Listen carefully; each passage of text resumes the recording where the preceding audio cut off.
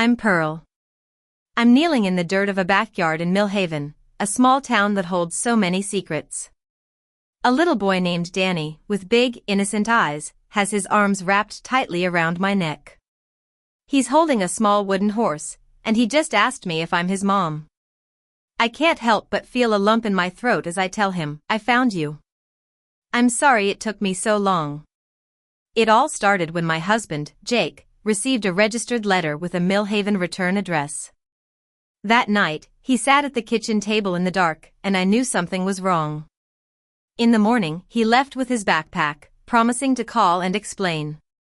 But my worry got the better of me, and I followed him here.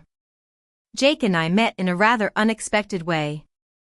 I was working at a small independent press in Columbus, a place I'd grown to love over the years. I'd always been the reliable one, the friend who remembered the details and showed up at the right time. I'd graduated high school with honors and chosen a university for its French literature program. But my love life had been a series of disappointments. I'd had a few relationships, but each one had ended for one reason or another. One man chewed loudly, another used the word utilized too often. Then, one Thursday afternoon in November, I was at the coffee shop near the press with my friend Lily. We were discussing a poetry contest that had been running for 3 weeks, and the submissions had taken over the front desk.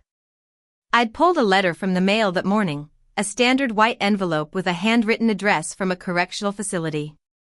The letter was from Jake, a man in his early 30s. His poem didn't qualify for the contest, but his letter was something else. It was raw, honest, and it made me curious. I decided to write back, using the press's P.O. box. Lily thought I was crazy, but I couldn't help myself. I was drawn to this man I'd never met. A few months later, I received a reply. Jake explained that he'd been driving for a ride-share company when an accident happened. He'd picked up an old friend, Sarah, near campus. They talked the whole way, and she asked to take the wheel. He knew he shouldn't have let her, but he did. On a bridge, another car drifted across the center line, and Sarah pulled hard. The car went into the river, and she didn't make it. He was convicted of criminally negligent homicide and had spent 3 years in prison. We started writing to each other regularly. There was an honesty in our letters, a lack of pretense that I'd never experienced before. 6 months later, Jake's release date was set. I drove to the facility to pick him up. When he walked out, he was taller than I'd imagined, with a few days of stubble and wet shoes from jumping into a puddle. We went back to my condo in Columbus. Jake started looking for a job, but his conviction made it difficult. Then, his grandmother, Mrs. Thompson, passed away in her sleep. We drove to Millhaven for the funeral. At the funeral, an older woman, Mrs. Jenkins, came at Jake with open hands, crying and saying Sarah's name. Jake took it, saying he was sorry and that he'd carry the guilt. Back in Columbus, the job search was still tough. I suggested that Jake register a business, do the work himself, and set his own terms. One evening, he helped an older woman, Mrs. Harris, in the building. She had problems with her curtain rod, and Jake fixed it in 20 minutes. She told him he should open a business, and word spread quickly. With my help, he registered Your Helping Hand as a sole proprietorship. The calls started coming in, and his business took off. As Jake's business grew, he started thinking about my birthday. He asked Lily for help, and they came up with a plan. On my birthday, we had a party at Lily's cabin on the lake.